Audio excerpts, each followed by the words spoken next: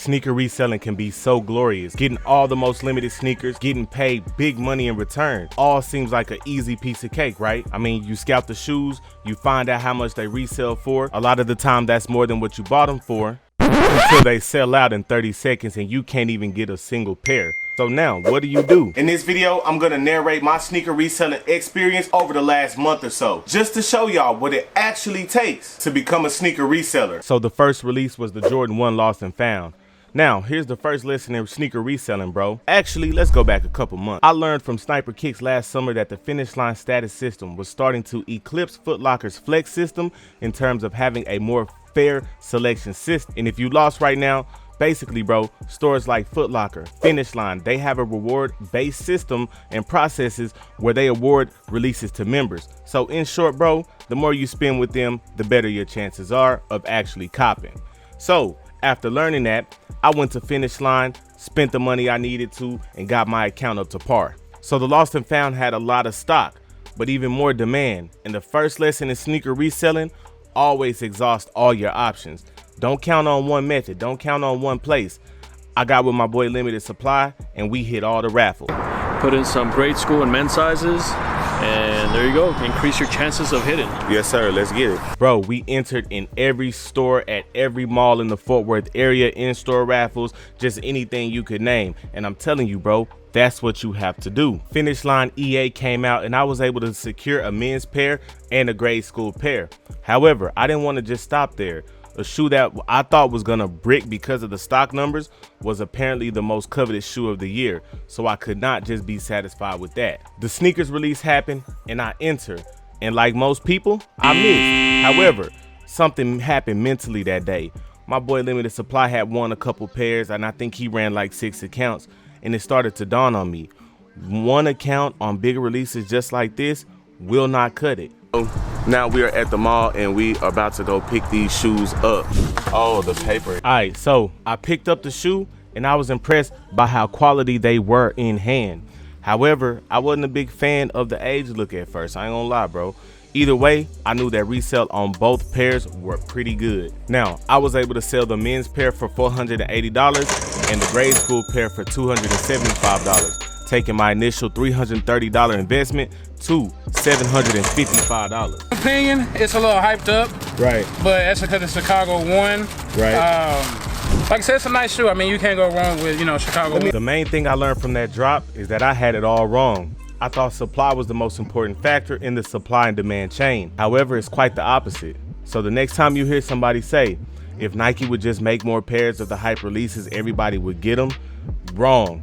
Nike can't make 5 million pairs of these, which is how many people were going for this shoe. All right, bro, so I took the next couple days to learn because, bro, I was never ever taking another L on sneakers again. And I also liked how fast this shoe moved. See, one challenge that sneaker resellers face, especially new resellers, is that a lot of the time we don't know what's moving and we trying to flip our capital pretty fast. Cause listen close, I wanna teach you something here. A lot of people think that camping out for the best releases, the most hype releases is the only way to do it. And it's not, bro. There are a lot of sneakers that move. The challenge was finding something that would give me that data because I know how to search eBay for how often a product does sell. However, I didn't have the data to support it.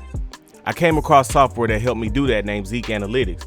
This tool was created to scrape eBay, mostly to help drop shippers see what products are moving and even help them to source them. However, I had my own personal goal with this product. I wanted to see what sneakers were selling. And I quickly learned by going to this tool, simply searching Jordan sneakers or Nike sneakers, it would tell me which shoes were selling the most. And it became really clear to me that the Panda Dunk and the Lost and Founds were the 2 top shoes. So these are shoes that I could get my hands on and flip quick. But furthermore, it gave me more data than that. There are different bricks down there as well that sell like hotcakes. I just knew this.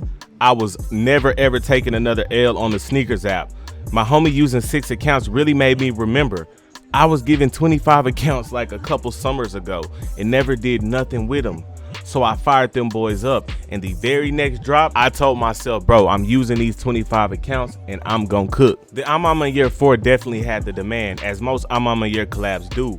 However, these were only dropping on Amamaniere and select shops online. So what that told me was basically that if you're a human who breathes air and eats food, then you have little to no shot, because those sites are heavily botted, right? So I knew sneakers was my only chance. I entered all my accounts and had to wait. Perfect.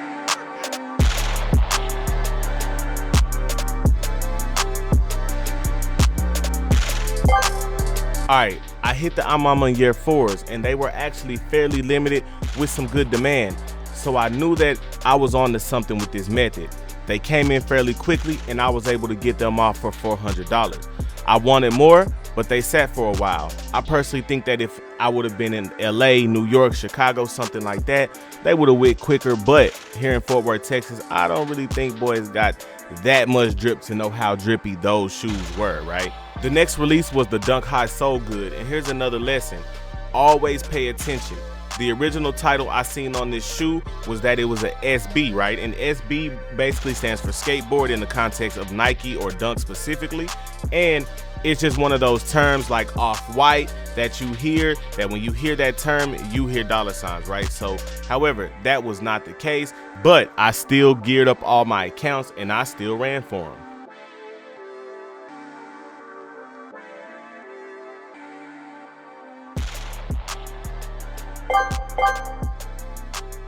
All right, so I was able to actually hit 2 of those, bro, and now I'm starting to feel like, oh man, bro, I can hit, because while the demand wasn't there for this shoe, they were still pretty limited.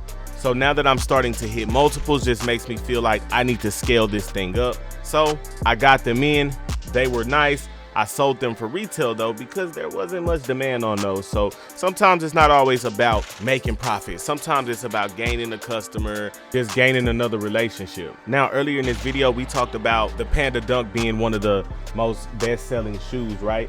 And Nike re-released them, but they don't release them on sneakers. What they do is they re-release them through the Nike app. So I loaded up all my accounts, but however, this was different. I wasn't able to get all my accounts in. I was only able to get 10 of my accounts in, and I was able to hit 2. I was able to get those dunks in, sold them both for $180, and was able to flip $200 investment into $360 pretty quickly.